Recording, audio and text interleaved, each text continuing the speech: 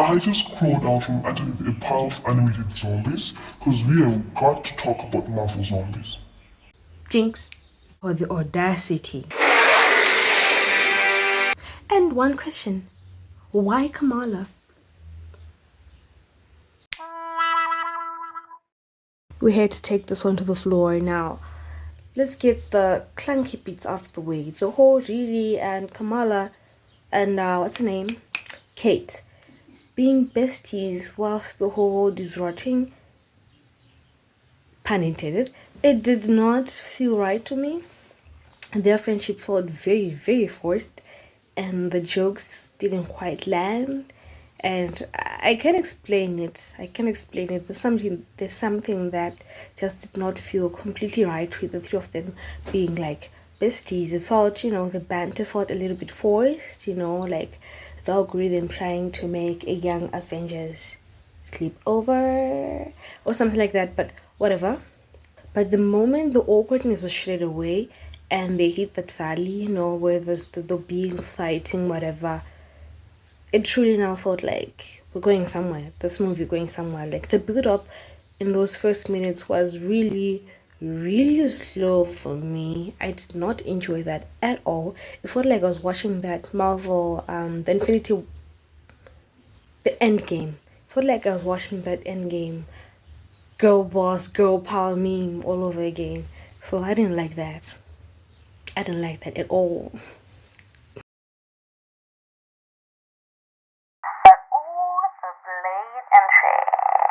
But we need to talk about the man, the myth, and the zombie slaying legend, Blade.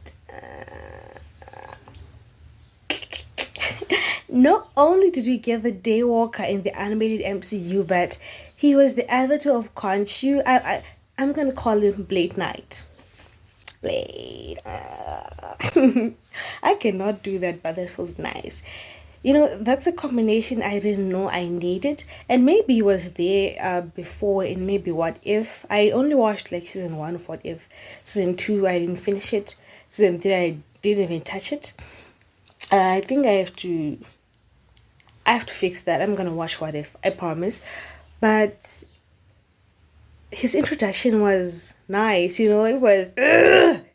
I loved seeing Blade. And speaking of the best fight scenes, Blade and Ghost. That was the best fight scene I've seen in a while.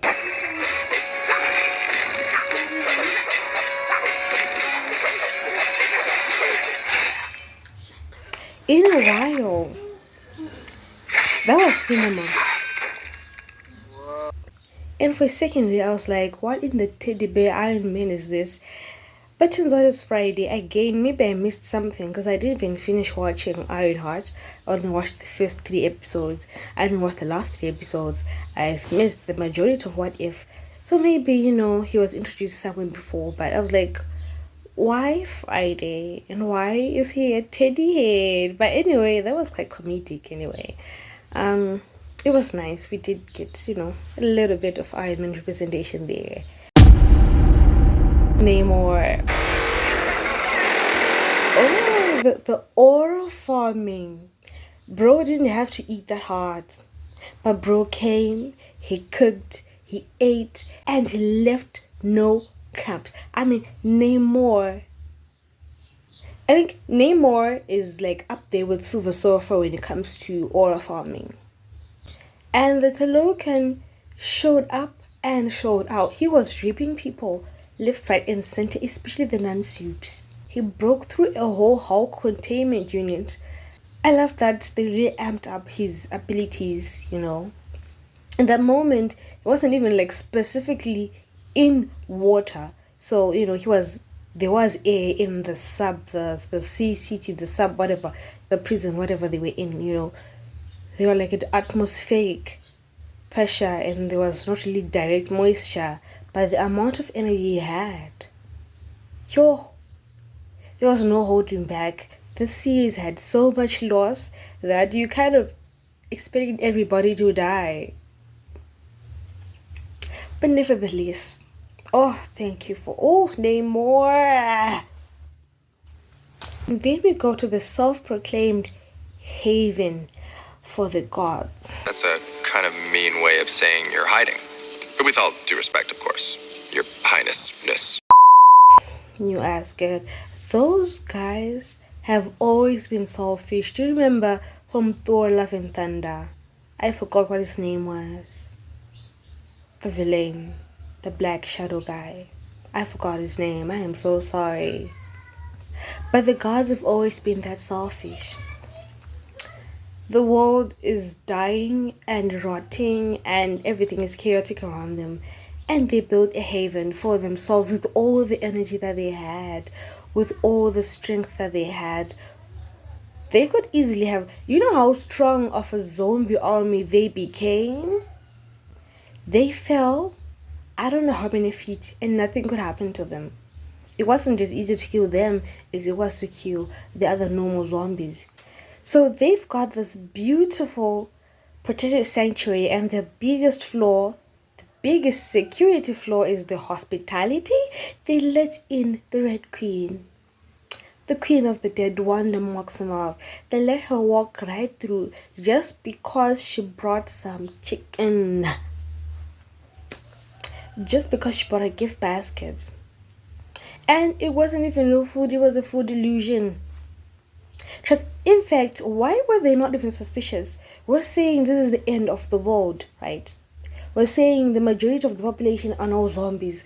Who was keeping the livestock? Who was keeping the chickens? Who was doing all that? Where did she get that amount of food to feed the whole of this guardian man?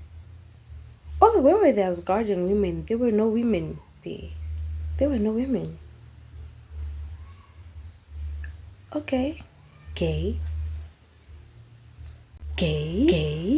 I thought it was pretty clever that she called herself the Queen of Sokovia.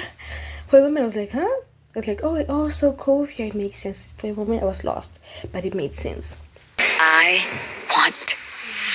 We cannot even blame Wanda. Wanda's gonna pull a Wanda, you know. Wanda's gonna pull WandaVision type thing. She outdid herself. Bravo. Nothing. We expect nothing less from you, Queen. Go off. Go off, Queen. Meanwhile, Thor is just sitting there. Like, everyone else is having a blast and Thor is just, I'm here. We got our iconic entrance again with Thor and Groot and Rocket, though we only got like 2 seconds of Rocket and Groot. But it was nice nostalgia for me. I was like, aww.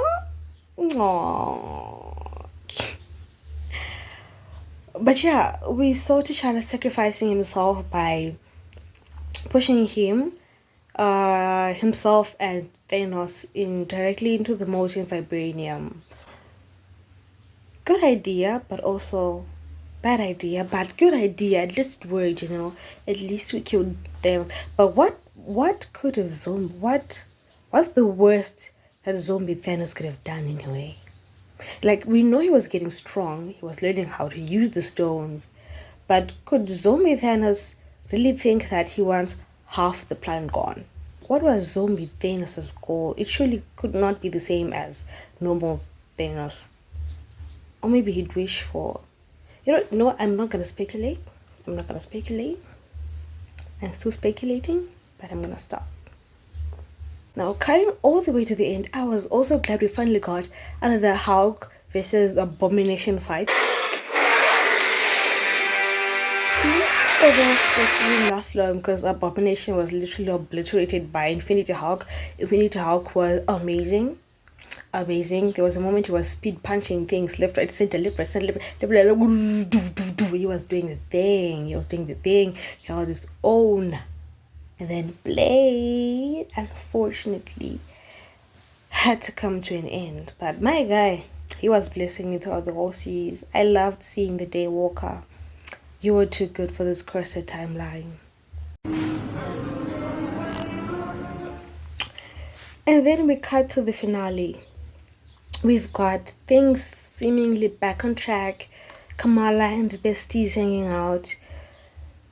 And it felt all too good to be true, even to me, honestly. So, I was like, nah, it can't be that simple. It can't be that simple, And it turns out it really wasn't that simple. And we have the cutouts, with really say it's fake.